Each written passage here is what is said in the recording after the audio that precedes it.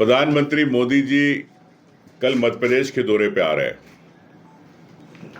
और ऐसा समझते हैं कि प्रदेश की जनता जब प्रधानमंत्री जी दौरे पे आते हैं तो प्रदेश को सौगात मिलती है। और ये 63वीं जयंती बनाई जा रही है लोक माता देवी अहिल्या बाई होलकर की जयंती के अवसर पर। महिला सशक्तिकरण की बात की जा रही है, लेकिन मैं समझता हूं प्रधानमंत्री आएंगे, नेता मंच पर मंच सजाएंगे, वादों के फूल खिलेंगे, लेकिन जनता के उन सवालों के जवाब नहीं मिलेंगे। प्रदेश की जनता के सवाल, जो प्रदेश की जनता की मन की बात मोदी जी टीवी चैनलों के माध्यम से मन की बात तो अपनी कहते हैं, लेकिन प्रदेश की जनता क्या चाहती है, यहाँ की मन की बात क्या है, इसको लेके शायद सवालों से बच जाएंगे। इवेंट होते हैं, लेकिन आम जनता को लाभ नहीं मिलता। निश्चित तौर से महिला स्वतंत्रता समूह, कई समूहों को बुलाया जा रहा है, लेकिन उन समूहों की परेशानियां क्या है? क्या उन समूहों को, महिलाओं को आपने आजीविका योजना से जोड़ा? क्या उन महिलाओं को आपने आर्थिक रूप से स्वावलंबन किया?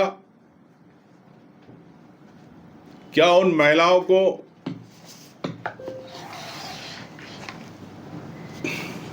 आपने 3,000 रुपए के वादा किया था वो मिला लाडली बहनाओं को? तो मैं समझता हूं कि ये मोदी जी, आप अपनी बात के बजाय उन महिलाओं की, उन बहनों की, प्रदेश की बहनों की मन की बात जरूर सुने। ये मेरा एक सवाल है, पहला सवाल, क्या मोदी जी उन स्वसहायता समूह की महिलाओं को, प्रदेश की, क्या उन समूहों को आपने आजीविका के लिए आप क्या योजना ला रहे हैं ये बताएं। क्या 3,000 रुपए लाडली बहना को मिलेगा? आपने चुनाव में, आपकी सरकार ने वादा किया था, पार्टी ने, क्या आप उसके बारे में स्पष्ट आप कहेंगे? क्या आपने महिला आरक्षण की बात करी, तो क्या देश में महिला आरक्षण कब लागू होगा? इसमें स्पष्ट आपको मेरे ख्याल से बताना चाहिए। और मैं समझता हूं कि कोर्ट के अंदर 80 साल हो गए। इंडिया जस्टिस रिपोर्ट के अनुसार, 2025 के अनुसार, देश में, प्रदेश के अंदर हाई कोर्ट में सिर्फ 3% महिला जज है, जो देश में सबसे खराब स्थिति है। तो क्या आप महिलाओं की बात कर रहे हैं, उनको सशक्तिकरण की, तो क्या आप हाई कोर्ट के अंदर इनका प्रतिशत बढ़ेगा? मैं समझता हूं कि इस बारे में भी आपको विचार करना चाहिए। क्या मध्य प्रदेश पुलिस में 33% महिलाओं की भागीदारी होगी? आपके मुख्यमंत्री जी से आप ये क्या आदेश जारी करवाएंगे कि मध्य प्रदेश के अंदर पुलिस भर्ती में 33% महिलाओं को आरक्षण होना चाहिए, भागीदारी होना चाहिए? नहीं तो आपकी बात बेमानी रहेगी, ये मैं समझता हूं। निश्चित तौर से आप मेट्रो का उद्घाटन करने आ रहे हैं। भोपाल मेट्रो, इंदौर मेट्रो को लेके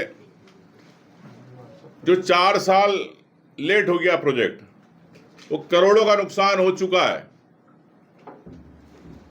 लेकिन मैं समझता हूं कि सरकार को यह भी स्पष्ट करना चाहिए कि जो विदेशी कर्ज आपने एशियन डेवलपमेंट बैंक से लिया था, क्या वो कर्ज कैसे चुकाएगी? क्या जनता पे आप बोझ टैक्स के रूप में चुकाएंगे? क्या मध्य प्रदेश की जनता को मेट्रो का टिकट महंगा होगा? तो ये स्पष्ट होना चाहिए। और मैं समझता हूं कि हरी झंडी दिखाने से नहीं है। अगर आप मेट्रो की सौगात दे रहे तो आम जनता के पैसे की सौगात है। आपने कर्ज आपको चुकाना आप जनता से टैक्स लेके, तो आप पेट्रोल डीजल सब पे महंगाई पे आप बढ़ाते जा रहे हैं। तो मैं समझता हूं कि 2012 के आसपास इसकी डीपीआर तैयार हुई थी, लेकिन 12 साल बाद भी स्थिति आप समझ सकते हैं आधी अधूरी लाइन का होगा। जिस मेट्रो का आप उद्घाटन कर रहे हो उसकी टिकटिंग की आपने ऐसी कंपनी को ठेका दिया है जिसने पाकिस्तान को हथियार सप्लाई किए, ड्रोन सप्लाई किए और हमारे देश पर ड्रोन चले। तो क्या मोदी जी इस टेंडर को निरस्त करेंगे?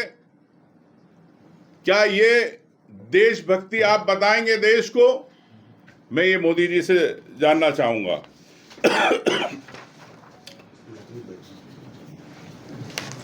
हवाई अड्डों की बात करना चाहता हूं। क्यों मध्य प्रदेश में उड़ानें क्यों घट रही है, क्यों कम हो रही है? ग्वालियर में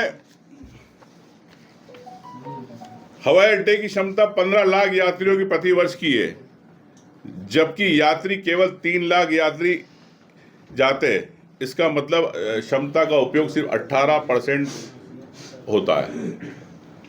जबलपुर हवाई अड्डे की दैनिक उड़ानों की संख्या 2018-19 में 12 थी, अब जाके वही 2025 में 7 रह गई है। खजुराहो हवाई अड्डा के नाम पर खजुराहो एयरपोर्ट पे आप कई शहरों में दिल्ली वाराणसी से जुड़ा है, लेकिन गिनी चुनी उड़ाने हैं। क्या आप मध्य प्रदेश को, मैं समझता हूं रीवा हवाई अड्डा करोड़ों की लागत से बना, लेकिन बना नया एयरपोर्ट केवल कागजों पर है। वहां पर क्या स्थिति है आप समझ सकते हैं। तो ये, और भोपाल में आपने अंतर्राष्ट्रीय सेवाएं चालू करने की बात कही थी, लेकिन आज भी अंतर्राष्ट्रीय सेवाएं की स्थिति क्या भोपाल में, ये आप समझ सकते हैं। तो मैं मोदी जी से जानना चाहूँगा कि चाहे भोपाल हो, चाहे रीवा हो, चाहे खजुराहो हो, जबलपुर हो, ग्वालियर हो, क्या इसको हवाई सुविधाओं को लेके, नेटवर्क को लेके, भोपाल को अंतर्राष्ट्रीय स्तर पर यहाँ की सेवाओं को लेके क्या आप क्या करेंगे? आपका विजन स्पष्ट होना चाहिए, प्रदेश की जनता जानना चाहती है। लेकिन मोदी जी, आप हमारे प्रदेश की बहन सोफिया कुरैशी जिनका अपमान हुआ, क्या आपके आने के पहले क्या जीरो टॉलरेंस की आप बात करते? तो क्या विजय शाह ने जो अपमान किया और जिसने माफी मांगी, क्या आप माफ करेंगे? क्या सजा देंगे? इस प्रदेश की जनता को स्पष्ट होना चाहिए कि एक महिला का अपमान हुआ है। दूसरी बात, आप भ्रष्टाचार की बात करते कि भ्रष्टाचार मुझे पसंद नहीं, जीरो टॉलरेंस की बात करते। प्रदेश में नर्सिंग घोटाला हो गया, आप चुप। परिवहन घोटाला हो गया, मोदी जी मुख्यमंत्री चुप। तो क्या जीरो टॉलरेंस प्रदेश में होगा? ये भी आपको मोदी जी, आपको बताना पड़ेगा प्रदेश की जनता को। किसानों की आय दुगनी की बात करी आपने, मैं समझता हूं नीति आयोग 2016-17 में तय किया गया था कि हम किसानों की आय दुगनी करेंगे, लेकिन आज 22-23 से ऊपर होने आया, 25 हो गया, लेकिन आज तक आपने किसानों की आय को लेकर लक्ष्य पूरा नहीं किया, आय दुगनी नहीं हुई। तो मैं इससे ये कहना चाहता हूं कि ये स्थिति मध्य प्रदेश में है, यही स्थिति शिक्षा और सरकारी स्कूलों की है प्रदेश में। प्रदेश में हजारों बच्चे, स्कूलों के अंदर शौचालय नहीं है, कई स्कूलों में पानी की व्यवस्था नहीं है।